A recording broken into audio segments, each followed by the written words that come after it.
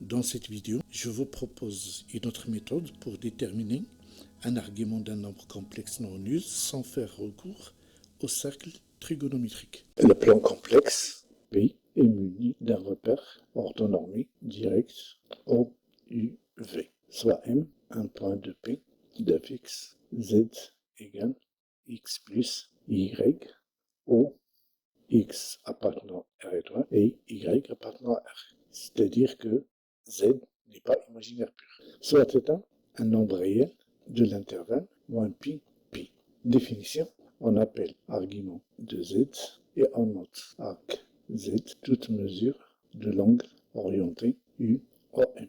Remarque, si θ est un argument de Z, alors tout réel de la forme θ plus 2k pi ou k appartenant à Z est un argument de Z. Et on écrit argument Z égale θ plus 2k pi où argument Z est congru à θ modulo 2pi. Maintenant, on va voir comment déterminer l'argument d'un nombre complexe non nul en utilisant la fonction arctangente, soit h, le projeté orthogonal de M sur l'axe exprime OX, et soit K, le projeté orthogonal de M sur l'axe Y' au Y. Le triangle OHM est un triangle rectangle en H, dont tangente θ est égale à HM sur OH. Comme HM est égal à aucun, alors ceci est égal à aucun sur OH. Dans notre cas de figure, aucun est égal à Y et OH est égal à X, c'est-à-dire la partie imaginaire de Z sur la partie réelle de Z. Argument Z est congru à θ modulo 2pi. Ceci implique que tangente θ est égal à la partie imaginaire de Z sur la partie réelle de Z. Notre objectif, c'est déterminer la valeur de θ. Pour éliminer la tangente, on va introduire sa fonction réciproque qui est arctangente. On sait que c'est A égale à B, alors arctangente A est égal à arctangente B. Donc ceci implique que arctangente tangente θ est égal à arctangente la partie imaginaire de Z sur la partie réelle de Z. Deux cas se présentent. Le premier cas, la partie réelle de Z est strictement positive. Si la partie réelle de Z est strictement positive, alors, dans ce cas, l'angle θ appartient à l'intervalle moins pi sur 2, pi sur 2. Et dans ce cas, l'arctangente de tangente θ est égal à θ. Donc, argument Z est congru à θ modulo 2pi. Ceci implique que θ égale arctangente mz sur la partie réelle de Z. Donc, le premier résultat, si la partie réelle de Z est strictement positive, alors l'argument de Z est congru à arctangente la partie imaginaire de Z sur la partie réelle de Z modulo 2pi. Exemple 1, prenons Z égale racine de 3 plus i. La partie réelle de Z est strictement positive, donc l'argument de Z est congru à l'arctangente de la partie imaginaire. La partie imaginaire ici c'est 1, sur la partie réelle qui est racine 3, modulo 2pi. Et ceci est congru à arctangente la racine de 3 sur 3, modulo 2pi. L'angle dans la tangente est racine 3 sur 3, c'est pi sur 6. Donc, ceci est congru à pi sur 6 modulo 2pi. Donc, argument de Z est congru à pi sur 6 modulo 2pi. Exemple 2, Z est égal à 1 moins i racine 3. La partie réelle est positive, donc argument Z est congru à arctangente la partie imaginaire qui est moins racine 3 sur la partie réelle qui est 1 modulo 2pi. Ceci est congru à arctangente moins racine de 3 modulo 2pi. Comme la fonction arctangente est une fonction impaire, alors arctangente moins racine 3 c'est moins arctangente racine 3. Donc ceci est congru à moins arctangente racine de 3 modulo 2pi. L'angle dans la tangente est égal à racine 3, c'est pi sur 3. Donc ceci est congru à moins pi sur 3 modulo 2pi. Donc argument Z est congru à pi sur 3 modulo 2pi. Deuxième cas, la partie réelle est strictement négative. Dans ce cas, deux sous-cas se présentent. Le premier sous-cas, la partie réelle de Z est négative et la partie imaginaire de Z est positive. Ceci implique que l'angle θ appartient à l'intervalle pi sur 2, pi. Dans ce cas, l'arctangente tangente θ n'est pas égale à θ. Pour ramener θ dans l'intervalle moins pi sur 2, on va retrancher pi de chaque membre. Donc, ceci est égal à arc tangente θ moins pi. Θ moins pi appartient à l'intervalle pi sur 2 moins pi, c'est-à-dire moins pi sur 2. Pi moins pi, c'est 0. Donc, θ moins pi appartient à l'intervalle moins pi sur 2, 0. Et cet intervalle est inclus dans l'intervalle moins pi sur 2, pi sur 2. Donc, arc tangente θ est égal à θ moins pi. Donc, argument z est congru à θ modulo 2pi. Ceci implique que θ moins pi est égal à arc tangente, la partie imaginaire de z, sur la partie réelle de z. Ceci implique que θ est égal à pi plus arc tangente im de z sur REZ. Donc, le deuxième résultat, si la partie réelle de z est négative et la partie imaginaire de z est positive, alors l'argument de z est congru à pi plus arc tangente im z sur REZ modulo 2pi. Exemple, z est égal à moins racine 3 plus i. La partie réelle est négative et la partie imaginaire est positive. Dans ce cas, l'argument de z est congru à pi plus arc tangente, la partie imaginaire qui est 1 sur la partie réelle qui est moins racine 3 modulo 2pi.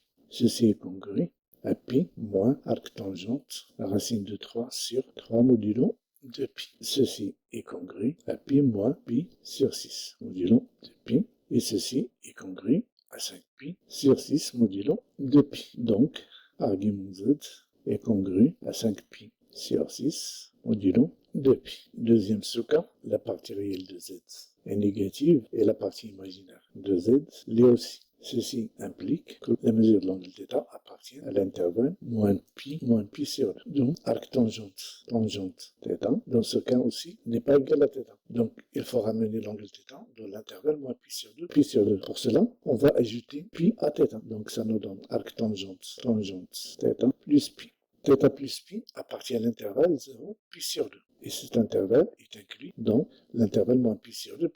Donc, ceci est égal à θ plus pi. Donc, argument z est congru à θ modulo 2pi. Ceci implique que θ plus pi est égal à arc tangente, la partie imaginaire de z sur la partie réelle de z modulo 2pi. Ceci implique que θ est égal à arc tangente, la partie imaginaire de z sur la partie réelle de z moins pi. Le troisième résultat, si la partie réelle de z est négative et la partie imaginaire de z est négative, alors argument z est congru à arc tangente im z sur REZ moins pi modulo 2pi. Exemple, prenons z égale moins racine 3 moins i. Dans ce cas, la partie réelle est négative et la partie imaginaire l'est aussi. Argument z, dans ce cas, est égal à arc tangente, la partie imaginaire qui est moins 1 sur la partie réelle, moins racine 3 moins pi modulo 2pi. Ceci est congru à arc tangente racine de 3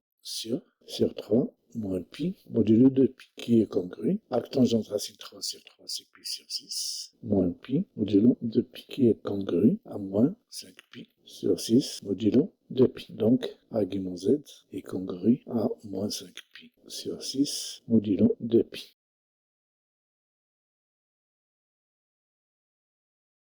Exercice 1. Premièrement, montrer que arc tangente 3 sur 2 plus arc tangente 5 est égal à 3 pi sur 4. Deuxièmement, montrer que arc tangente 1 sur 2 plus arc tangente 1 sur 3 plus arc tangente 1 sur 2 moins racine 3 est égal à 2 pi sur 3. Donc, premièrement, montrons que arc tangente 3 sur 2 plus arc tangente 5 est égal à 3 pi sur 4. On a arc tangente 3 sur 2 est congru à argument 2 plus 3i modulo 2pi. Et arc tangente 5 est congru à argument 1 plus 5i modulo 2pi. Car 5, on peut l'écrire 5 sur 1. Donc, arc tangente 3 sur 2 plus arc tangente 5 est congru à argument 2 plus 3i plus argument 1 plus 5i modulo 2pi. Ceci est congru. Argument z plus argument z' est égal à argument z fois z'. Donc, argument 2 plus 3i, facteur de 1 plus 5i modulo 2pi. Ceci est congru à argument 2 fois 1, ça fait 2, plus 10i, plus 3i, moins 15 modulo 2pi. Et ceci est congru à 2 moins 15, ça fait moins 13, argument moins 13 plus 10i plus 3i, ça fait 13i, modulo 2pi. Comme la partie réelle de ce nombre complexe est négative et la partie imaginaire est positive, ceci est congru à pi plus arc tangente 13 sur moins 13 modulo 2pi. Ceci est congru à pi moins l'arc tangente de 1 modulo 2pi. Et ceci est congru à pi moins pi sur 4 modulo 2pi, qui est congru à 3pi sur 4 modulo 2pi. Donc, arc tangente 3 sur 2 plus arc tangente 5 est égal à 3pi sur 4 plus 2kpi au camp appartenant à Z. On a 3 demi est compris entre 1 et racine 3, donc son image est comprise entre pi sur 4 et pi sur 3. Donc 3 demi supérieur strictement à 1 et inférieur strictement à racine de 3. Ceci implique que arc tangente 3 sur 2 est compris entre pi sur 4 et pi sur 3. 5, il est supérieur à racine 3. Donc 5 est supérieur strictement à racine 3. Ceci implique que son image est comprise entre pi sur 3 et pi sur 2. Donc arc tangente est compris entre pi sur 3 et pi sur 2. Donc arc tangente 3 sur 2 plus arc tangente 5 est compris entre pi sur 4 plus pi sur 3, ça nous donne 7 pi sur 12. Pi sur 2 plus pi sur 3, ça nous donne 5 pi sur 6. Par suite, 3 pi sur 4 plus 2 kpi est compris entre 7 pi sur 12 et 5 pi sur 6. Donc 2 kpi est compris entre 7 pi sur 12 moins 3 pi sur 4, ça fait 7 pi sur 12 moins 9 pi sur 12 est égal à moins 2 pi sur 12, c'est-à-dire moins pi sur 6. Et 5 pi sur 6 moins 3 pi sur 4 qui est égal à pi sur 12. Il vient K est compris entre moins 1 sur 12 et 1 sur 24. Le seul entier compris entre moins 1 sur 12 et 1 sur 24, c'est 0. Donc K égale à 0. Donc arc tangente 3 sur 2 plus arc tangente 5 est égal à 3 pi sur 4. La deuxième question, posons grand A est égal à arc tangente 1 demi plus arc tangente 1 sur 3 plus arc tangente 1 sur 2 moins racine 3. A est congru à argument 2 plus i plus argument 3 plus i plus argument 2 moins racine 3 plus i modulo 2pi. Ceci est congru à argument 2 plus i facteur de 3 plus i facteur de 2 moins racine 3 plus i modulo 2pi. Calculons le produit 2 plus i facteur de 3 plus i, facteur de 2 moins racine 3, plus i. 2 plus i, facteur de 3 plus i, facteur de moins racine 3, plus i, est égal à 2 plus i, facteur de 3 plus i, facteur de 2 moins racine 3, plus i. Ceci est égal à 2 fois 3, ça fait 6, plus 2i, plus 3i, moins 1, facteur de moins racine 3, plus i, qui est égal à 6 moins 1, ça fait 5, plus 5i facteur de moins racine 3, plus i. Et ceci est égal à 10 moins 5 racine de 3, plus 5i, plus 10 moins 5 racine de 3 fois i, moins 5, qui est égal à 10 moins 5, ça fait 5, 5 moins 5 racine de 3, plus 5 plus 10, ça fait 15, moins 5 racine de 3, fois i. Donc A est congru à pi plus arc tangente 15 moins 5 racine de 3 sur 5 moins 5 racine de 3 modulo 2pi. Car ici, 5 moins 5 racine de 3 est un nombre négatif et 15 moins 5 racine de 3 est positif. Donc la partie réelle est négative et la partie imaginaire est positive. Donc A est congru à pi plus arc tangente 15 moins 5 racine de 3 sur 5 moins 5 racines de 3 modulo 2pi. Ceci est congru à pi plus arc tangente. On va simplifier par 5. Donc 3 moins racine de 3 sur 1 moins racine de 3 modulo 2pi. Ceci est congru à pi plus arc tangente racine de 3 facteur de racine de 3 moins 1 sur 1 moins racine de 3 modulo 2pi. Et ceci est congru à pi plus l'arc tangente de moins racine de 3 modulo 2pi, qui est congru à pi moins l'arc tangente de racine de 3 modulo 2pi. Ceci est congru à pi moins l'arctangente de racine 3 est égal à pi sur 3 modulo 2pi. Et ceci est congru à 2pi sur 3 modulo 2pi. Donc A est égal à 2pi sur 3 plus 2kpi avec K appartenant à Z. Maintenant, montrons que K est égal à 0. Un demi est compris entre 0 et racine 3 sur 3. Ceci implique que arctangente 1 sur 2 est comprise entre arctangente 0 qui est 0 et arctangente racine 3 sur 3 qui est pi sur 6. De même, 1 sur 3 est supérieur strictement à 0 et inférieur à racine de 3 sur 3. Ceci implique que arctangente 1 sur 3 est comprise entre 0 et pi sur 6. 1 sur 2 moins racine de 3. Ce nombre est supérieur à 1. Ceci implique arctangente 1 sur 2 moins racine 3 est comprise entre pi sur 3 et pi sur 2. Arctangente 1 sur 2 moins racine de 3 est compris entre pi sur 3 et pi sur 2. Donc A est compris entre pi sur 3 et 5pi sur 6. Par suite, 2pi sur 3 plus 2kpi est compris entre pi sur 3 et 5pi sur 6. Donc 2kpi est compris entre pi sur 3 moins 2pi sur 3, ça fait moins pi sur 3. Et 5pi sur 6 moins 2pi sur 6 moins 2pi sur 3. 2pi sur 3 c'est 4pi sur 6, donc il reste pi sur 6. Il vient en divisant chaque membre par 2pi, on obtient K est compris entre moins 1 sur 6 et 1 sur 12. Comme K est un entier naturel, donc est compris entre moins 1 sur 6 et 1 sur 12, donc K est égal à 0. Et par conséquent, le nombre A est égal à 2pi sur 3. C'est-à-dire arctangente 1 demi plus arctangente 1 sur 3 plus arctangente 1 sur 2 moins racine 3 est égal à 2pi sur 3. Exercice 2. Posons A est égal de arctangente 1 demi moins arctangente 1 sur 7. Montrer que A est égal à pi sur 4. On a arctangente 1 sur 2 est congru à argument 2 plus i modulo 2pi. Et arctangente 1 sur 7 est congru à argument 7 plus i modulo 2pi.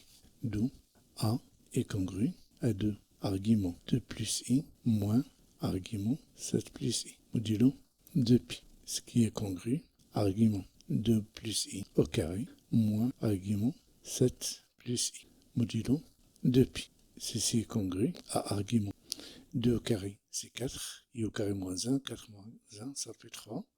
Donc argument 3 plus 4i moins argument 7 plus i modulo 2pi. Ceci est congru à argument 3 plus 4i sur 7 plus i modulo 2pi. On a 3 plus 4i sur 7 plus i est égal à 3 plus 4i facteur. On va multiplier et diviser par le conjugué de 7 moins i. Donc fois 7 moins i sur le module de 7 plus i au carré, c'est-à-dire 50. Ceci est égal 3 fois 7, 21, 4i fois moins i, ça fait 4. 21 plus 4, ça fait 25. Moins 3i plus 28i, ça fait 25i sur 50. Et ceci est égal à 1 demi plus 1 demi-i. D'où A est congru à argument 1 demi plus 1 demi-i modulo 2pi, qui est congru à arctangente 1 demi sur 1 demi modulo 2pi. Et ceci est congru à arctangente 1 modulo 2pi qui est congru à pi sur 4 modulo 2pi. Par conséquent, A est égal à pi sur 4 plus 2kpi avec K appartenant à Z.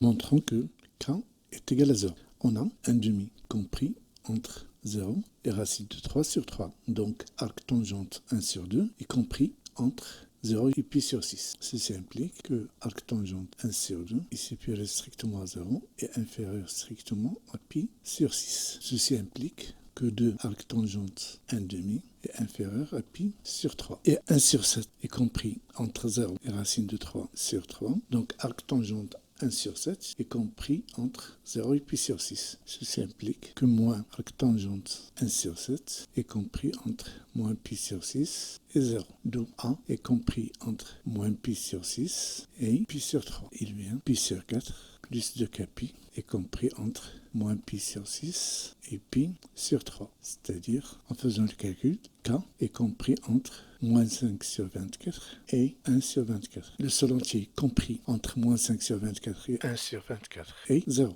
Donc k égale à 0. Donc le nombre a est égal à pi sur 4.